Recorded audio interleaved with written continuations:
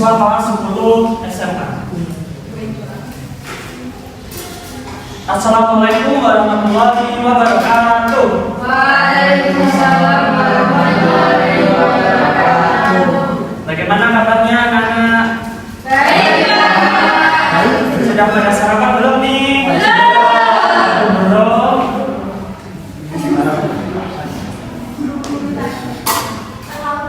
Terlalu pagi. Sebelum pembelajaran dimulai, mari kita berdoa menurut agama dan kepercayaan masing-masing, dipimpin oleh ketua kelas. Di sini siapa ketua kelasnya? Mas Kasih. Oh, Mas Jasir. Silakan Mas Jasir bisa memimpin berdoa teman-teman. Di depan doa mulai. Jangan selesai. Baik, terima kasih untuk Mas Jasir ketua kelas. Siapa? Nah, sekarang Bapak akan presensi kalian. Apakah ada yang tidak masuk? Yosua. Ya. Oh, Bapak absen dulu ya. Dari pertama ada Lovelia, Hadir. ada Erawati, ada Bima Alfa, Hadir. ada Amalia Muda, Hadir. Arum Cahya, Aryani Putri, Hadir. Rasela, Hadir. Hidayat, Yosua. Sakit Pak. Sakit ya. Semoga Yosua sembuh ya. Kita doakan bersama-sama. Amin. Kemudian Jasmine Carla, Halim Binuri, Ahmad Yasir, Aneka Putri, Hadir. Hanif, Hadir, Mas. Siti Anggita, Hadir. Devi Iklima, Hadir. Kasnaul, Hadir, Mas. Emi, Hadir. Latifah Tujanto, Hadir, Mas. Januar Ade, Hadir. Tegar Raka. Hadir. Baik. Nah, pada hari ini ada yang tahu Bapak akan mengajarkan materi apa? Tidak tahu. Nah, jadi Bapak akan menerapkan menemukan informasi pada sumber pendukung. Nah, sebelum itu, apakah dari pertanyaan pemateri ini, nomor 1, dari mana saja sumber informasi berasal? Ada yang tahu dari mana saja sumber informasi itu berasal? Narasumber.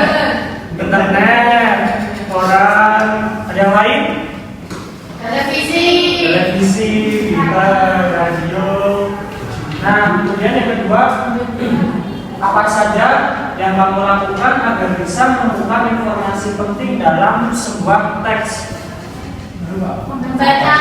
Dengan membaca dengan teliti, mendengarkan, betul, menyimak. Salah, sudah pada benar-benar semua ini. Kemudian yang terakhir, apakah kalian pernah menemukan kata yang sulit dipahami saat membaca? Pernah. Untuk Mbak siapa namanya? Mbak Dewi. Membaca apa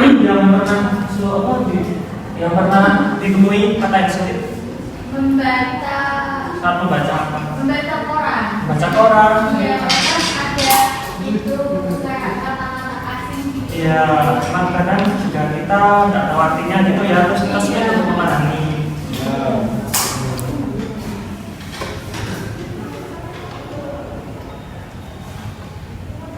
Nah, di sini untuk tujuan pembelajaran peserta didik diharapkan dapat memahami tentang informasi pada sumber pendukung serta mampu dalam menggunakan sumber pendukung yang digunakan.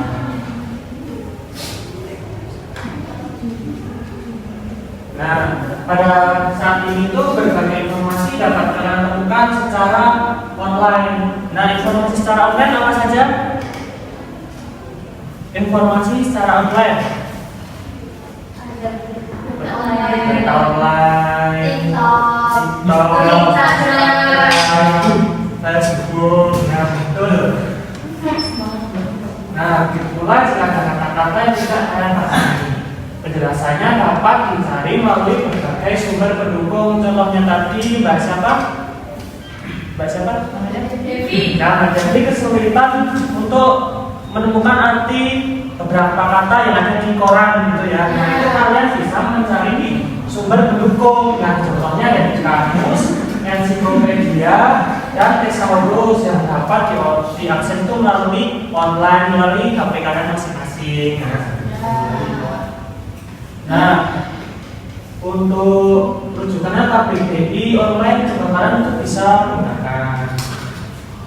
Bapak di sini Bapak akan memutarkan video ya. Kalian nanti apakah ada kata-kata yang menurut kalian itu sulit atau kalian belum paham artinya, nanti bisa kalian simak dan lihat di video yang akan Bapak buka.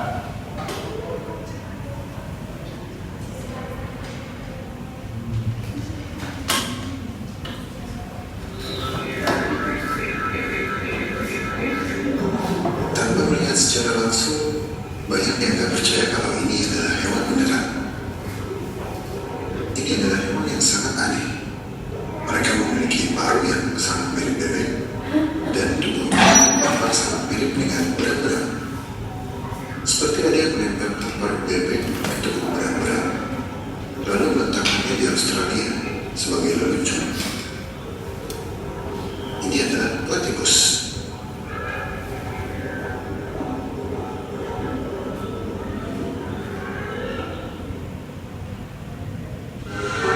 It was just about this time that things were beginning to happen.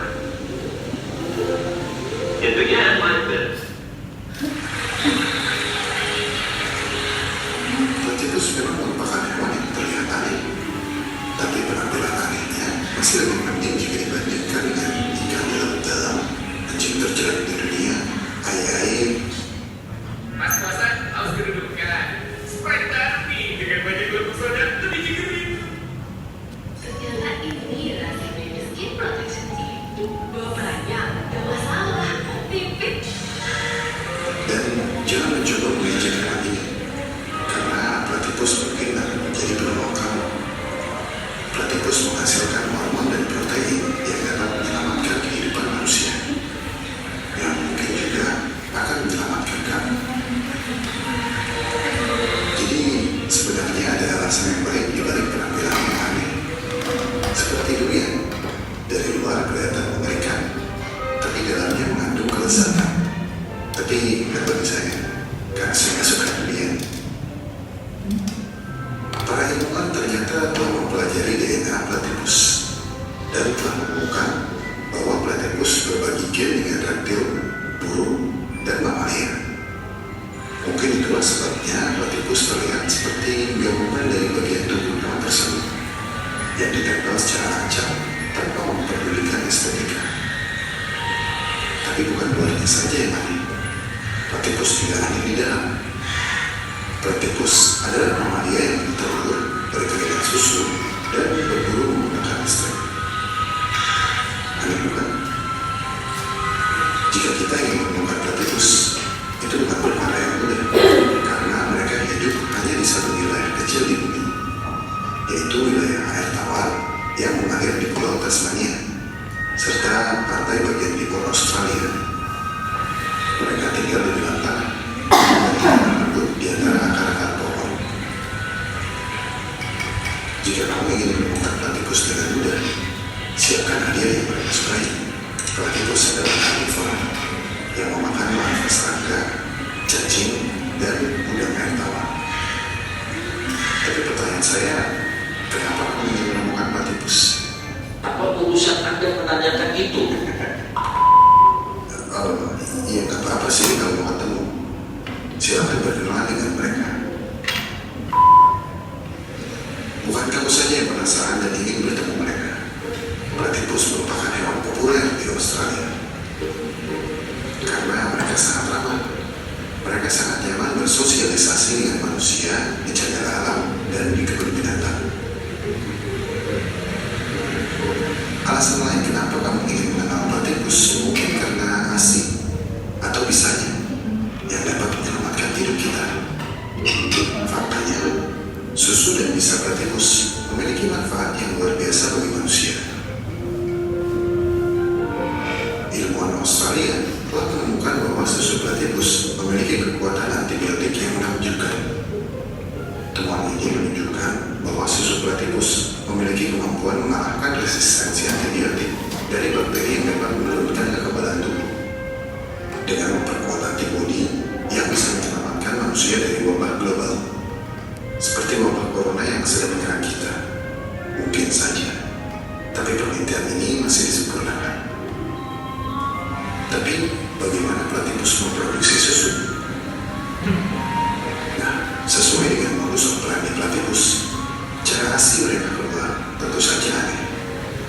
Platypus betina memang memiliki kelenjar susu, tapi mereka tidak memiliki puding. Seperti equipment. Nah, baik, kalian sudah menonton video penjelasan dari platypus mamalia bertelur yang berbangun tempe.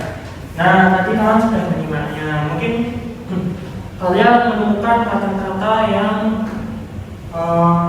jarang kalian dengar atau kalian itu sudah tahu kata-kata tersebut, tapi kalian belum tahu memahami makna dari kata tersebut. Nah, contohnya itu tadi ada tentang larva, terus ada enzim, terus kata lain ada inkubasi, ada resistensi, kemudian mamalia, dan ada beberapa lagi. Nah, seperti yang sudah Bapak terangkan tadi, kalian itu bisa mencari arti dari kata-kata tersebut secara online. Nah, di sini Bapak akan mengajari kalian untuk mencari arti dari kata yang sulit tadi di KBBI online.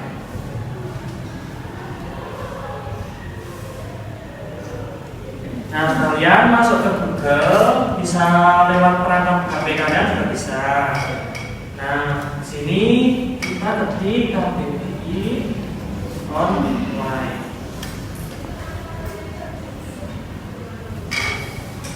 Nah, terus kalian masuk ini.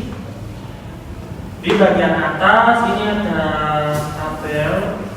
Ini kalian bisa memasukkan kata yang kurang kalian pahami maksudnya atau artinya.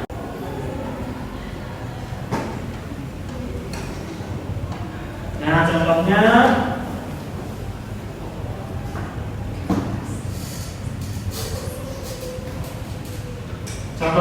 resistensi. Nah, sebelum Bapak cari di sini, apakah ada yang tahu arti dari resistensi? Belum. Baik, Bapak akan masukkan di sini ya, kalian ketik kata yang ingin kalian masukkan, resistensi. Nah, kemudian kalian seperti cari. Nah, di sini ada artinya tuh, resistensi itu ketahanan.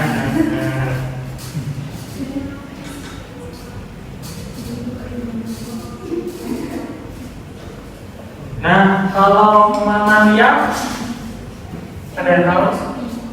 Kalau mamalia itu hewan yang menyusui. Mari kita lihat di sini ya. Nah, di sini tuh mamalia adalah kelompok binatang dalam kelas vertebrata. Nah, bagiannya menyusui anak. Benar ya? Oh, nggak kelihatan.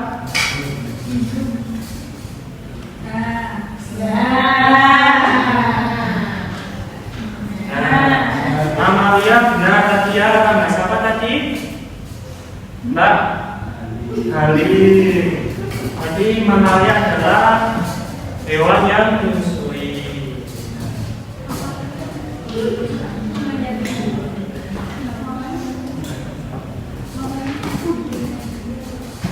Nah, kemudian terakhir Bapak mau tanya tentang inkubasi. Ada yang pernah dengar kata inkubasi? Nah, kalian tuh pernah dengar, tapi apa kalian tahu maknanya, artinya? Tidak. Berhubungan dengan inkubator.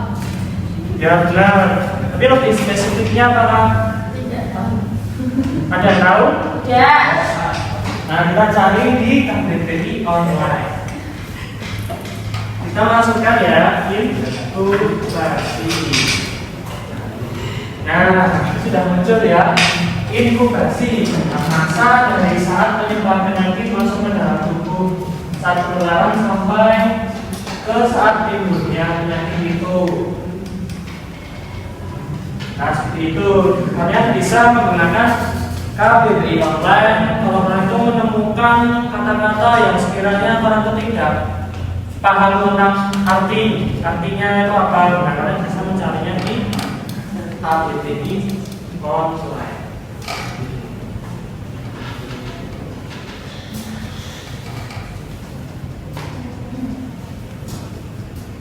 Nah, sekarang di sini Bapak akan memberikan kalian membaca. Nah, di sini nanti disaksikan ada 10 kata. Nah, nanti kalian cari maknanya di KBBI online ya. Iya. Nah, Bapak akan bagi menjadi 4 kelompok. Nanti perwakilan dari kelompok kalian maju ke depan ya untuk menyampaikan hasil dari diskusi kalian. Nah, ini tuh satu.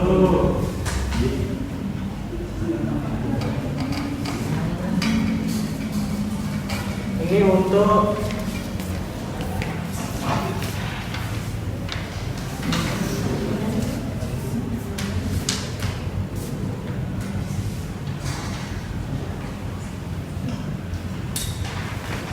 ini ya.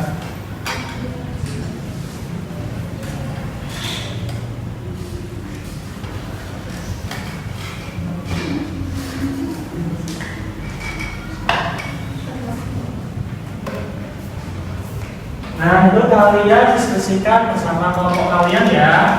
Jadi, kalau ada yang kesulitan, boleh ditanyakan ke Bapak. Bapak masih waktu 20 menit, apakah cukup? Ya, selamat mengerjakan. Kalau ada yang susah, bisa tanyakan ke Bapak ya.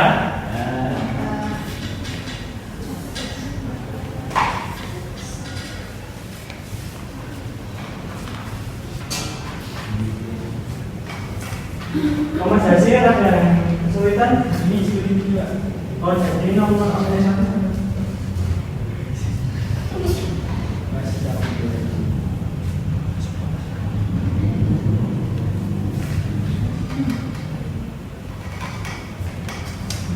Baik, karena waktunya sudah selesai, silakan untuk perwakilan dari setiap kelompok untuk maju ke depan menyampaikan hasil dari diskusi kalian ya.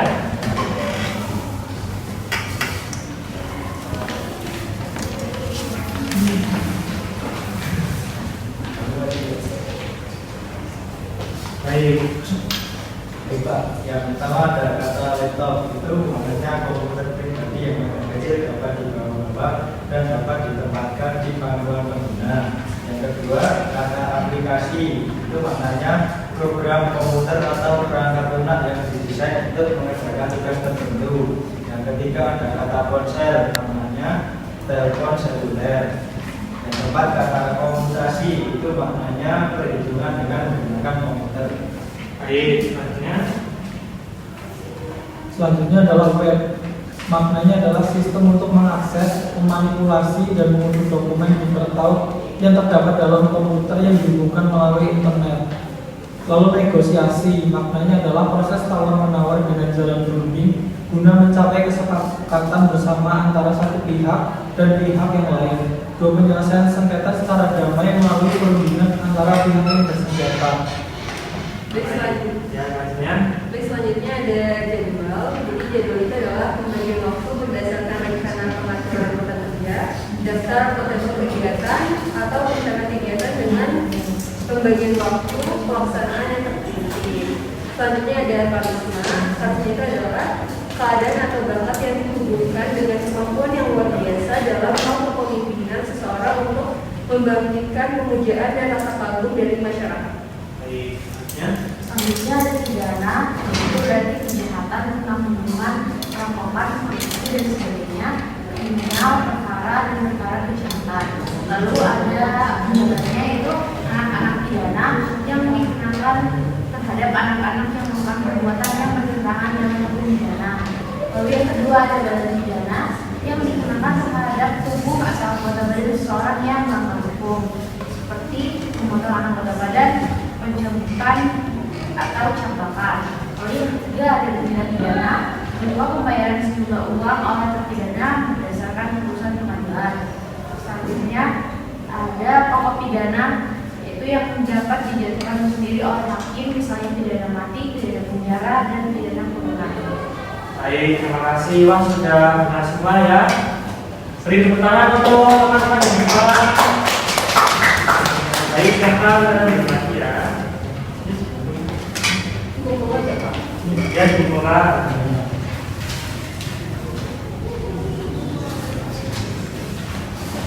Nah, baik. Jadi kalian bapaknya di sini sudah benar semua ya, pakai ini KTBI. Terus bapak akan teruskan lagi.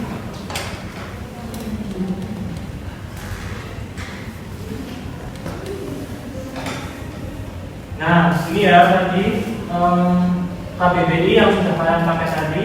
Terus kemudian ada lain tuh selain KBBI itu ada thesaurus. Nah, thesaurus itu kumpulan kata-kata atau ungkapan yang bertalian makna. Nah, thesaurus ini juga bisa diartikan sebagai buku yang berisi kumpulan dari sinonim setiap kata yang dalam kita untuk mengungkapkan ekspresi dengan pilihan kata yang tepat. Nah, kalian juga bisa akses thesaurus ini melalui itu ada link yang dapat sertakan di situ. Kalian bisa langsung buka di Google dan di perangkat kalian masing-masing.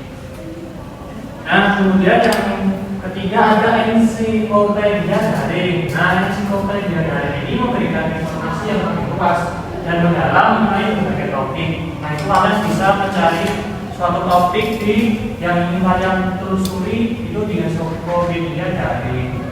Itu kalian juga bisa akses di Google dan di perangkat kalian masing-masing.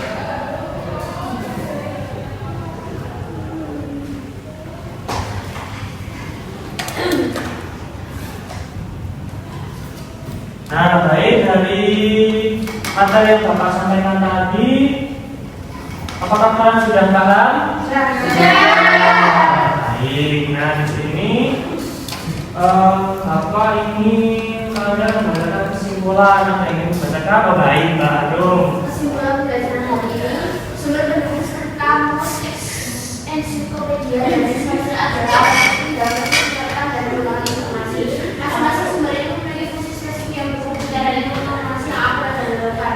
Dengan kemudahan akses menurunkan dari kita dalam kamus mencari penjelasan yang dibuat melalui kamus ensiklopedia dan thesaurus. Bagus, terima kasih, Mbak.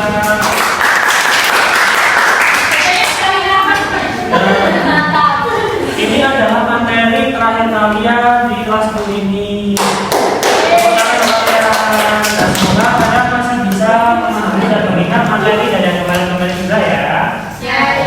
Nah, terus bagaimana pembelajaran hari ini? Waktu makan.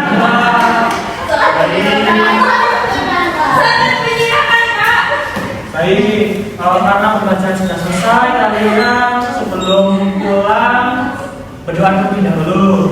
Untuk ketua kelas bisa menyiapkan. Siap, Pak. Untuk materi pembelajaran hari ini kita terlebih dahulu berdoa mulai. Dan selesai. Terima kasih. Bapak tutup ya pembelajaran hari ini. Wassalamualaikum warahmatullahi wabarakatuh.